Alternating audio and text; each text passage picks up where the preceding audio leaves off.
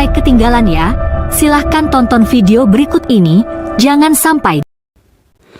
Hello mate, welcome back to my YouTube channel. So today we're going to discuss about zombie scrolling.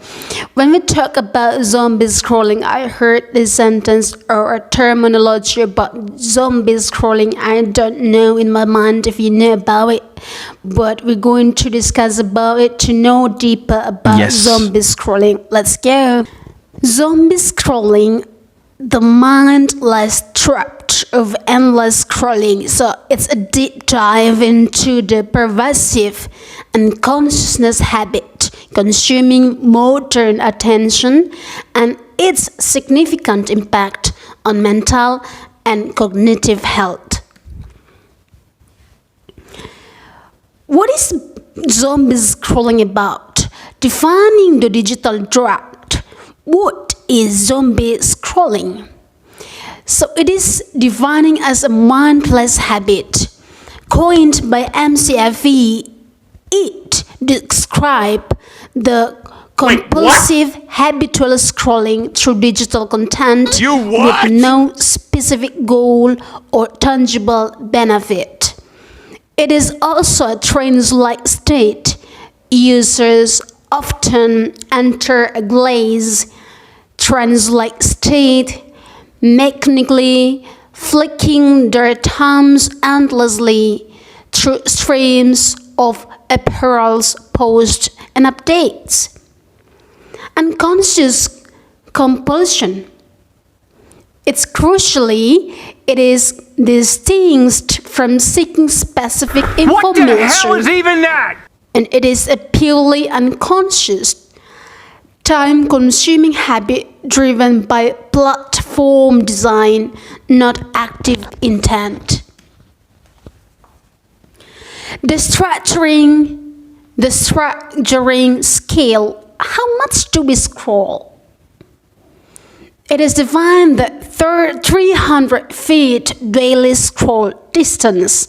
So the average person scrolls the equivalent of 300 feet of content every single day, nearly the height of the Statue of Liberty. Wow, that's incredible. Oh my God, bro. So this endless feed is designed to keep us hooked. The unpredictable nature of the content, a sudden witty post, a surprising update, or a stream of social media likes triggers continuous dopamine hits. What the So this process hijacks the brain's natural reward system, establishing a powerful and challenging habit loop. So it can show how much to scroll each day. It is Oh my God, bro. like nearly the height of the Statue of Liberty. So it's really challenging. Next, so we're going to see the mental health toll of endless consumption. So constant purposeless scrolling introduces several negative consequences for our cognitive and emotional state. First, we see cognitive fog. It leads to brain rot that we have been discussing from the previous content. It's mental fatigue, reduced concentration, and difficulty maintaining focus on complex tasks. The second one, emotional distress, increases feelings of anxiety, contributes to symptoms of depression, and promotes general emotional disconnection from present reality. The third we're going to see is that compare and despair. The continuous exposure to curated perfect lives on platforms like Instagram fuels envy and inferiority, known the compare and despair cycle. And it is said by Dr. Dan Grant Newport Institute. So next, we're going to see what are physical and emotional consequences. what can be the wider physical and emotional consequences in this? First, we see physical strain. The immediate physical impacts included chronic eye strain, tension headaches, and significant disruption to sleep patterns due to blue light exposure before bedtime. Second, emotional disengagement. Zombie scrolling fosters emotional numbness and diminishes our capacity to engage authentically in real life social interactions and forge meaningful connections.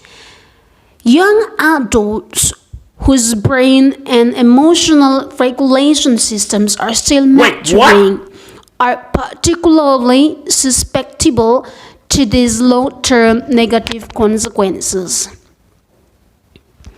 Now we can see the unpacking the compulsion. Why do we zombie scroll? Why do we zombie scroll? First is the physical triggers and exploited vulnerabilities. We can see that there are feedback loops, compulsive habit. So the habit is driven by a feedback loop involving internal vulnerabilities and external exploitation.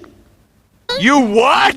First, we see physical triggers. What the hell We is even often that? pick up the phone to soothe boredom, escape loneliness, avoid social awkwardness, or procrastinate on important tasks. And the algorithm exploitation. Social media algorithms are engineered to detect these vulnerabilities, delivering just enough novelty, the variable reward system, to keep the user perpetually hooked, mimicking established addictive behaviors. Now we see the zombie versus doom scrolling, clarifying the intent. While both are digitally intensive and mentally taxing, they differ critically in the user's underlying motivation and emotional resort. Primary intent, emotional state, the core differences.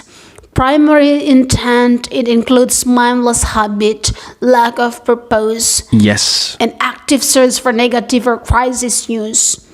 Emotional state related to numbness, cognitive fog or fatigue, anxiety, fear, and hypervigilance. And third, the core differences, it goes to like compulsive, and conscious flicking through content, intentional, often obsessive, or consumption of bad news. So both habits require intentional intervention to mitigate the cumulative mental strain they impose. So breaking free, practical step for digital detox. We see first, Yes. cultivate awareness. So honestly is the first step. Honesty. Actively track and measure your daily scrolling habits using native phone tools. Recognize when and why the urge strikes. Second, implement tech boundaries. Utilize screen time limits, notification management, and app blockers. Consider deleting high-traffic social media apps from your phone, restricting access to a computer. Third, substitute mindfully.